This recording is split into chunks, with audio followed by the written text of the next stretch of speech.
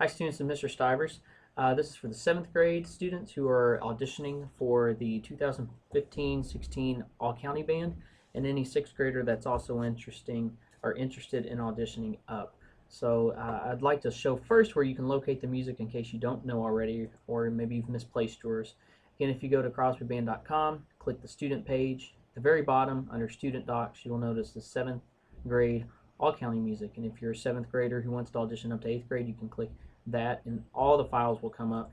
You're going to want to make sure that you also find your part. You don't want to print off all 30 some odd pages. So if you keep scrolling down, for example, if you're flute, you would see that this is page 3. So it's 2-page audition, page 3, and there's page 4 for flute. All ensembles have this right here, and that is the 50% of your audition right there. Is the full band etude. This is the one that I'm going to help you with.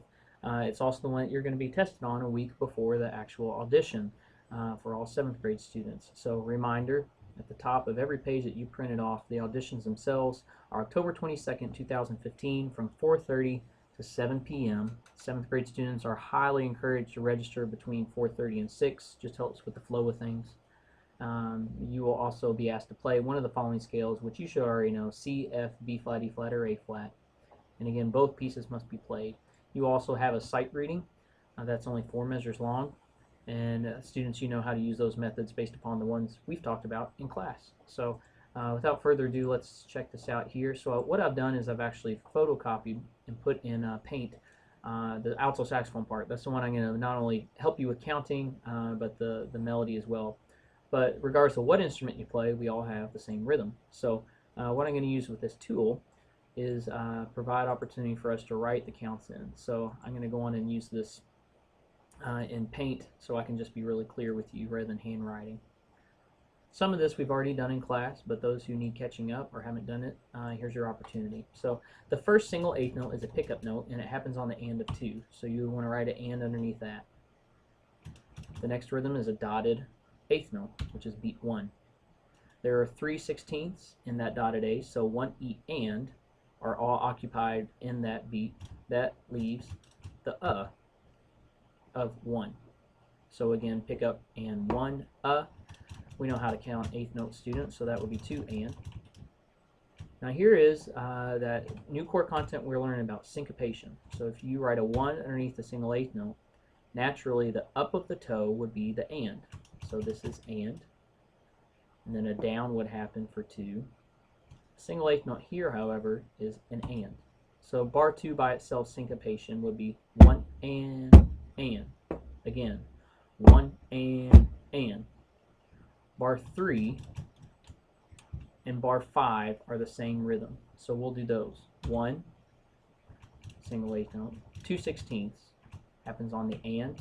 This is beat 2, so that would be 2 and The same will occur when we get to 5. Students, what do you notice about measure 4 that you see happening in measure 2? If those were the same notes, it would also be the same rhythm that we see, right? So 1 and. So that rhythm study, in a sense, is the same. 2 and 4 copy, cut, paste. Let's move on to line 2. I'm going to stretch this through on the line just so I don't run out of room. Like I said, it's the same counting in bar 3, so as you can just see, you can see what you've done before. 1 and 2 and 1 and another syncopated bar, right? And yet another syncopated bar. 1 and 1 and line 3, measure 9 is a piece of cake. Counting wise, we have 1 and, a little bit closer, 2 and 1 and 2. Now again, that 2 is tied just like we talked about in class, but this would still be felt as 1 and 2 and. Syncopated rhythm, 1 and then the last count is obviously 1. I'm going to put it a little to the right of that mental forte just because we can't see it. So students, that's how we count and write in our counts. So you are required to do that hopefully over the weekend and have that ready by Monday. So Monday would be for us, let's pull up the calendar, the 21st. So students, if you can have that done by the 21st. All right, what I'm going to do now is put the metronome on at 60 beats per minute. We're going to start slow. And I'm just going to count this with you. Here we go, from the beginning. Has a pickup on the end of 2. 1 and 2. And 1, a 2, and 1, and 1, and a 2, and a 1, and. That was all of line 1. Do it again with me. Ready, and go. And 1, a 2, and 1, and 1, and a 2, and a 1, and. Good. Let's count line 2. Ready, go. 1 and a 2 and a 1 and 1 and 1 and again follow the counts. 1 and a 2 and a 1 and 1 and 1 and. Line 3, let's count that. Ready, go. 1 and 2 and 1 and a 2 and 2 and 1 and 1. Notice that I didn't count the 1 happening right here in bar 11, but I felt it. Again, line 3. 1 and 2 and 1 and a 2 and 2 and 1 and 1. Now I'm going to play it, and you'll see more videos later that talk about musicianship, but I'm just going to model at 60 beats per minute. So I want you to count while I play. Ready?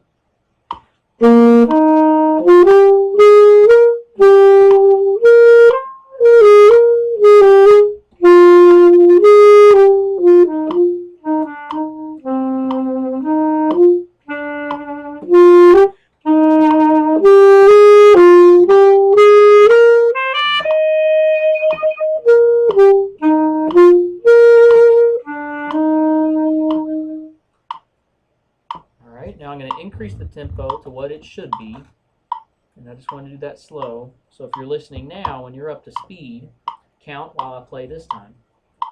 Ready, 1 and.